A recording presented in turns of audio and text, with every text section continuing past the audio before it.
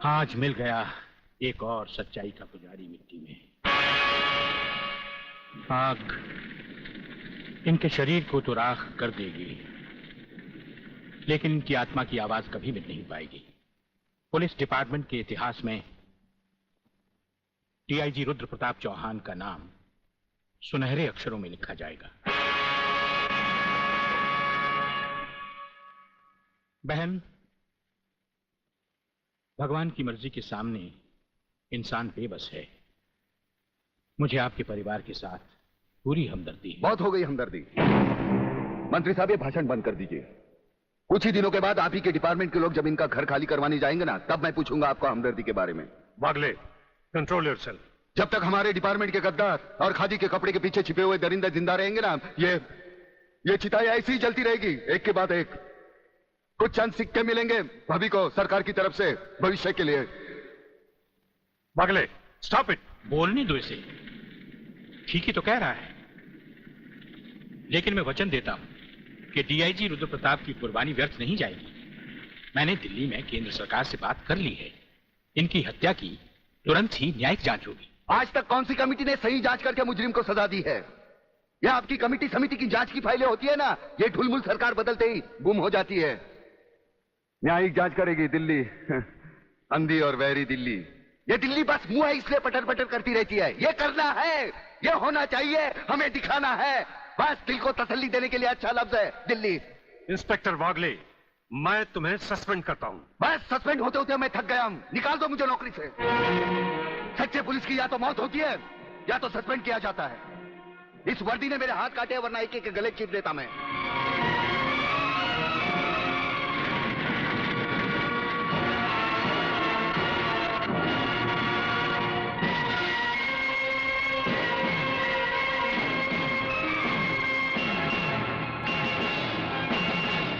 आप सब अच्छी तरह से सुन लें कि आज की इस मीटिंग के बाद मैं इस मामले में और कोई मीटिंग नहीं बुलाऊंगा। आज हमें इसी वक्त एक ऐसा डिसीजन लेना होगा जिससे कि हम देशद्रोहियों को जड़ से ही उखाड़कर फेंक सके। सर, बात अब इतनी आगे बढ़ चुकी है कि पुलिस और लोकल गवर्नमेंट के बस के बाहर है। अब सिर्फ एक ही रास्ता है sir, military force. Mister Menon, आपकी क्या राय है? सर, मिस्टर सिन्हा ठीक कह रहे हैं। सर, इसके लिए हमें पूरी मिलिट्री फोर्स भेजने की जरूरत नहीं। ये काम एक ऑफिसर सिर्फ अकेला ही कर सकता है। सिर्फ एक? यस सर, सिर्फ एक। वो शेरों का शेर है और राजाओं का राजा। हमारी पूरी मिलिट्री फोर्स को उस पर नाज है। उसने जिंदगी में कभी किसी चीज से हार नहीं मानी, इसलिए उसे वन मैन आर्मी कहा जाता है। कौन है वो? हमें उसकी सूरत देखनी है, उसकी बहादुरी की चर्चा नहीं सुननी।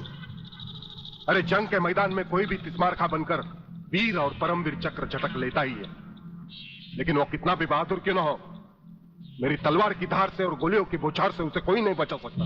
कोई नहीं। ना तलवार की धार से, ना गोलियों की बौछार से। बंदा डरता है तो सिर्फ परवरदिगार से।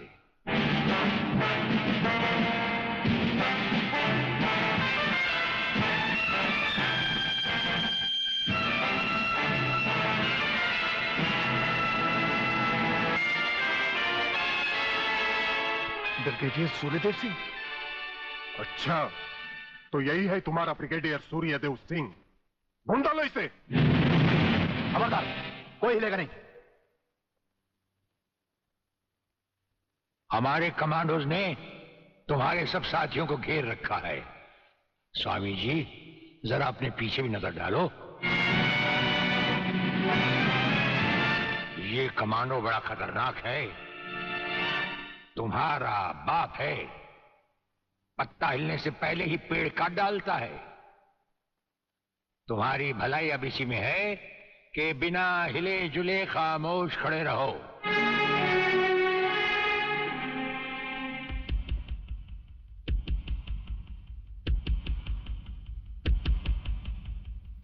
दुबे नाम है सत्यवादी। सत्यवादी दुबे। जैसे गधे की पीठ पर घोड़े की जीन अच्छी नहीं लगती, वैसे ही तुम्हारे कंधों पर ये सितारे अच्छे नहीं लगते। और ये कमरबंद बेटी भी अच्छी नहीं लगती।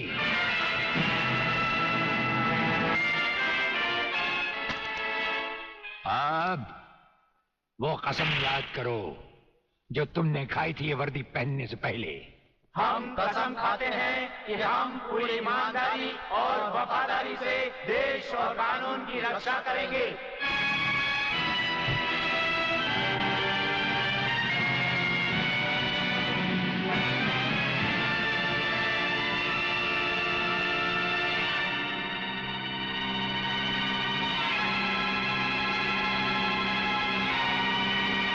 हम तुम्हें सिर्फ ये बताने आए हैं कि अगर तुमने तिरंगे के खिलाफ कोई भी कदम उठाया तो हम तुम्हें वो मौत देंगे जो ना तो किसी कानून की किताब में लिखी होगी और ना ही कभी किसी मुजरिम ने सोची होगी।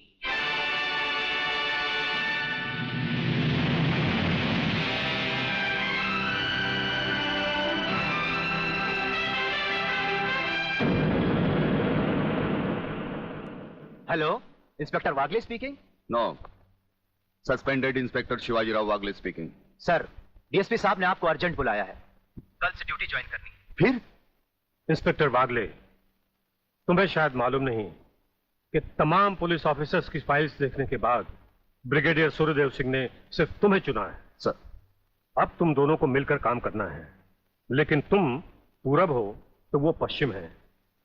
इसलिए सीनियर ऑफिसर होने के बावजूद मेरी तुमसे रिक्वेस्ट है कि ब्रिगेडियर सूर्यदेव सिंह के साथ मिलकर जो भी खेल खेलना हो, शांति और ठंडे दिमाग से खेलना। सर,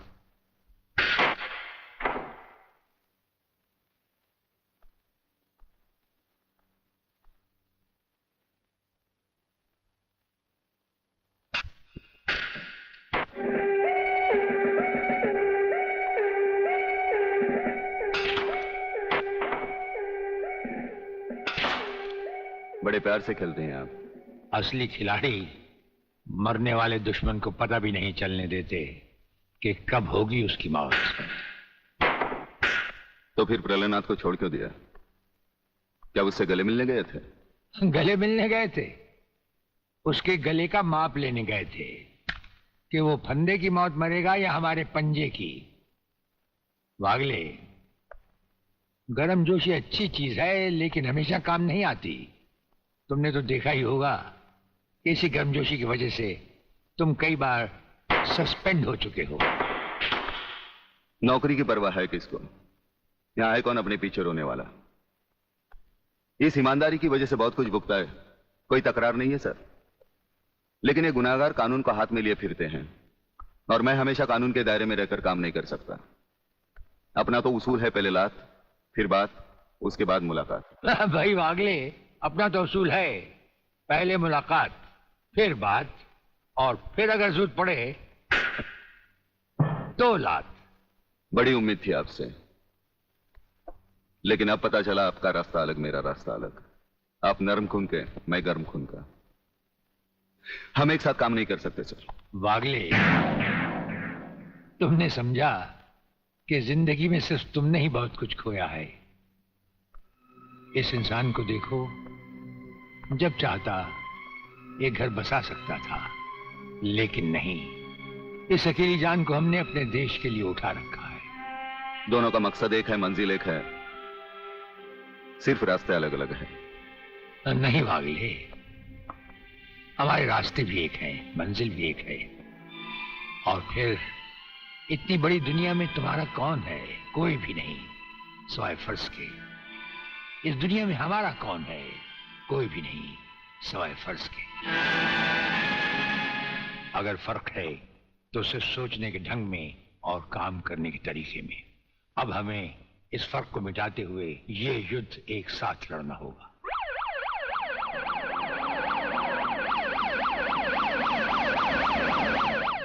मुझे अपनी जान की तो परवाह नहीं है, लेकिन आप इस तरह खुलेआम गाड़ी में घूम रहे हैं, ये खतरा मैं उठा नहीं सकता। जिस गाड़ी में तुम बैठे हो ये मामूली गाड़ी नहीं।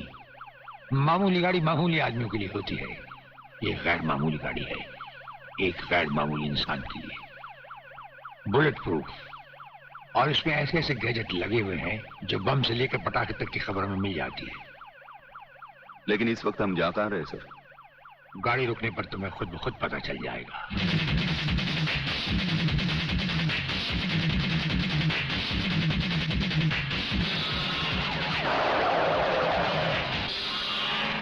वागले, यहां हमारा घर है।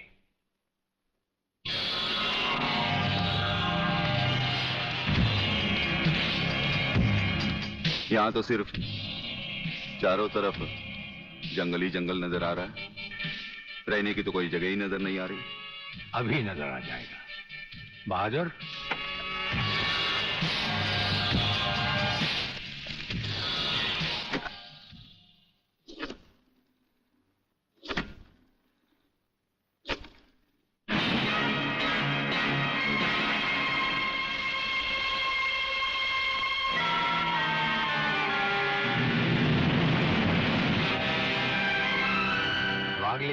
ये ऐसा बंकर है जिसका अता पता सिर्फ हमें या एक हमारे खास आदमी खबरीलाल को है, और आज से तुम्हें होगा। ये इतना मजबूत है कि इस पर ना तो कोई हवाई हमले का असर हो सकता है और ना किसी बम या बारूद का। दुश्मन तो क्या, हमारी इजाजत के बगैर परिंदा भी पर नहीं मार सकता। वागले आओ, अब हम तुम्हें अपने बंकर से वाकिफ करवाएं। ये रहा हमारा ट्रांसमीटर सेक्शन। यहां से हम हिंदुस्तान के किसी भी मिनिस्टर से जब जी चाहे हॉटलाइन पर बात कर सकते हैं, लेकिन आसमान वाले ने चाहा तो इसकी जरूरत कभी नहीं पड़ेगी। हम अकेले ही तुम्हारे साथ वागले सब कुछ संभाल लेंगे। और वो देखो, वो एक कमरा जिसमें सब हथियार रखे हुए हैं, और उस कोने में रहा हमारा अस्पताल। यहाँ हर लाए दुश्मन का सीटी स्कैन करके उसकी अंदरूनी बीमारियों को बाहर निकाला जाता है। मुझे छोड़ दीजिए ब्रिगेडियर साहब, मैं सच कहता हूँ, मैं प्रलयनाथ के बारे में कुछ नहीं जानता। मुझे छोड़ दीजिए ब्रिगेडियर साहब। और छोड़ तो तुम्हें जरूर देंगे, लेकिन तुम मोटे बहुत हो, थोड़ी चर्बी कम होने के बाद। ये अस्पताल मेरे हवाले कर दीजिए सर। चर्बी कम करने के बहुत से तरीके मुझे मालूम है। हाँ, गुड वागले।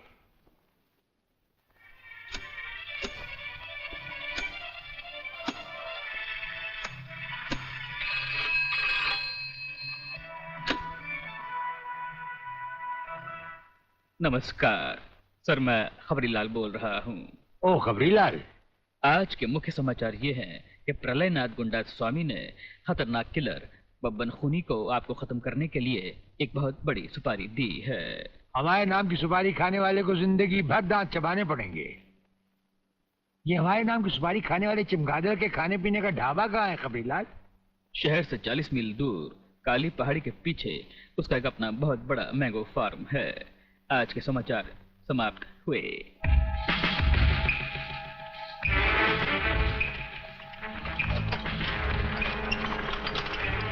चौबे गंगवा, ये माल जो तू आसाम और यूपी भेज रहा है तगड़ा है ना? तगड़ा क्या सरकार, ये नंबर 1 फसल है, नंबर 1। अरे 25 मीटर दूरी पर जाती हुई गाड़ी को ये ऐसे उड़ाता है।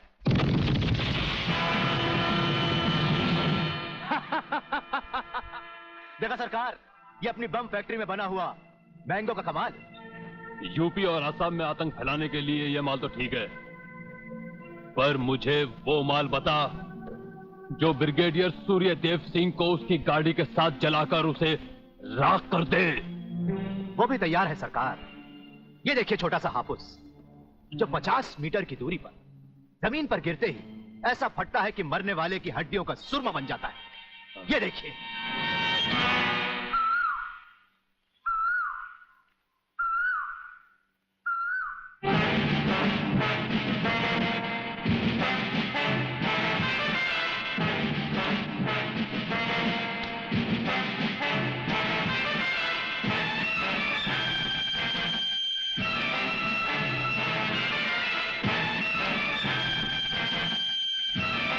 कौन हो तुम? लगता है बब्बन मियां ने कल रात अपनी आंखों में सुरमा नहीं लगाया, जरा कम दिखाई देता है। ब्रिगेडियर सूर्यदेव सिंह? हाँ, ब्रिगेडियर सूर्यदेव सिंह।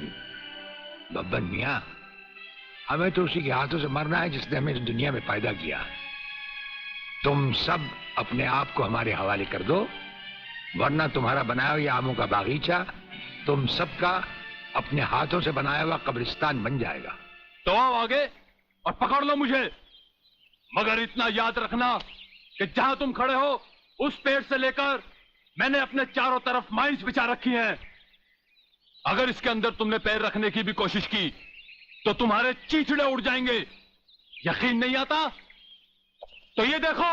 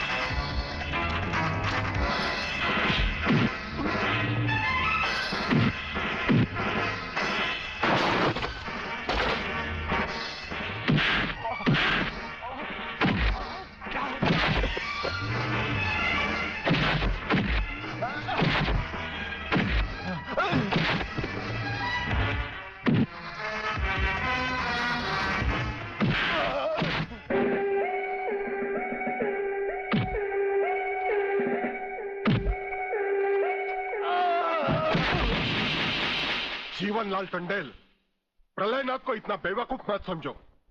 सारे शहर के पुलिस स्टेशन से पता लगाकर ही तुम्हें फोन किया है। अगर होम मिनिस्टर होते हुए तुम्हें यह पता नहीं है तो मुझे कल तुम्हारा रेजिग्नेशन चाहिए, समझे? अरे मैं जानते हो बब्बन और उसके साथियों ने जबान खोल दी तो सूर्यदेव सिंह हमारे लिए नर्क के दरवाजे खोल देगा। जल्दी से पता लगाओ और उन सबको छुड़वाओ।